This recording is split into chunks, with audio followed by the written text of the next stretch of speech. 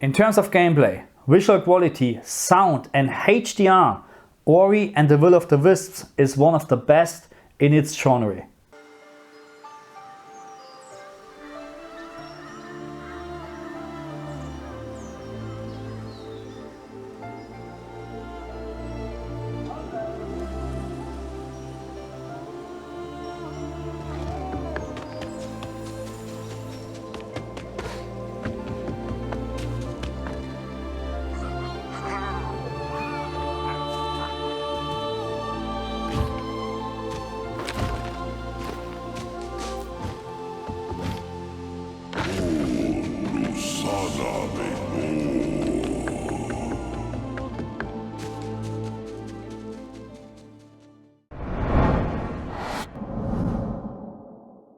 And without any further ado, I would say we're going straight to the point of this video, HDR settings for Ori and the Will of the Wisps. And as always, we're starting with the bad news. The HDR calibration menu on the Xbox Series X is not supported in this game. But that's not a big issue, because in terms of the HDR settings in the game, we have a lot of sliders and settings. But during my testing, I found that I actually just need 3 different sliders to adjust the HDR picture as I like it.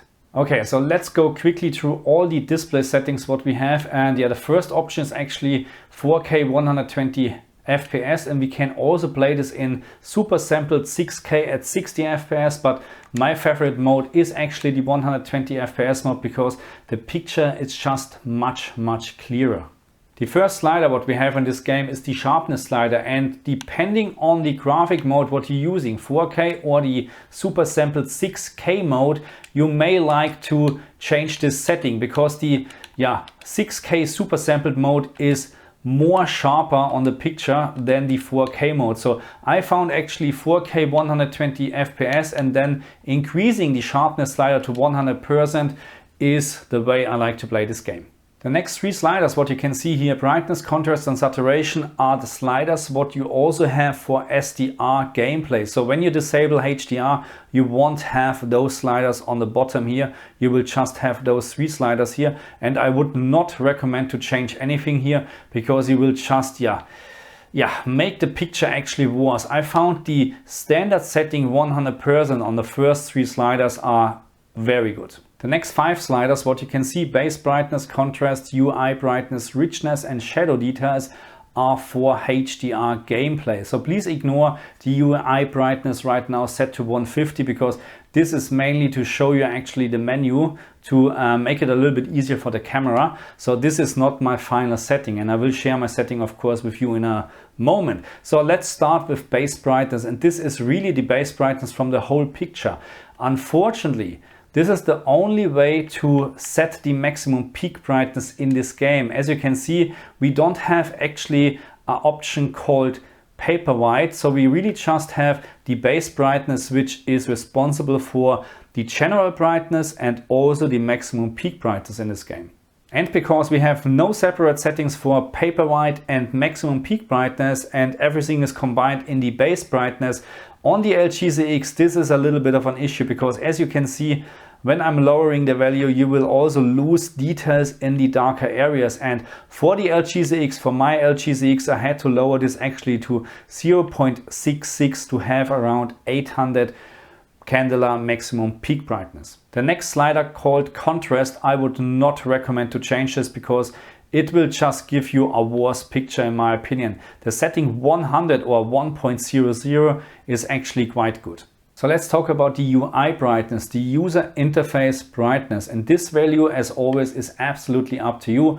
If you prefer a very dark UI interface, then just reduce it to 0.5. But if you like to have a brighter one, change it to 1.50. My value actually to play this game was or is 1.20. The next slider is called richness, and hopefully you can see it. You can actually oversaturate or desaturate the picture like crazy, or more likely you go into a very magenta look, which I really don't like. So I found the setting 100 or 1.00 is actually for me the best way to play this game.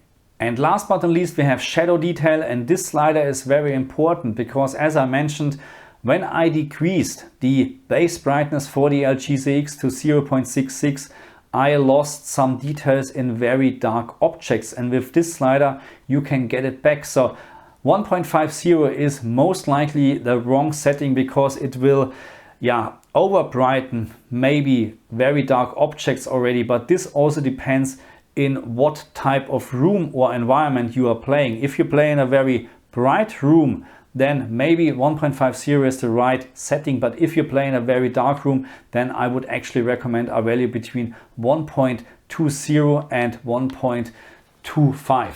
And this is the picture of what you get now on the LG ZX with my recommended settings, and I'm very sure my camera is not able to catch all the fine details, especially in the darker areas. So believe me, I have no black rush when I'm looking directly on my LG ZX. The camera is just right now with the settings what I chosen to actually show you the bright details. The camera is not able to display very dark details as well. But again, believe me, it just looks amazing on the LG ZX. This is just a hell of a game actually in terms of gameplay, sound, visuals and HDR effects. Before we're now talking about HGiG, dynamic tone mapping on or Dolby Vision, let's take a quick look on this chart. I measured the base brightness setting in the game for TVs up to 2000 candela, and if you like to set the base brightness to 1.50, you can have actually up to 10,000 candela, which of course is for every consumer TV right now way too much. Please keep in mind that my recommended settings in terms of the shadow details and user interface settings are for my LG ZX with the base brightness set to 0.66. If you use a different TV with, let's say, a maximum peak brightness around 1500 candela and you're using the base brightness setting 0.82, then you may not need to set the same values in terms of user interface and shadow details as I have done for the LG ZX. My recommendation in terms of dynamic tone mapping on, off or HGiG is very simple. Do not use dynamic tone mapping off because in terms of the HDR experience, that's the worst choice.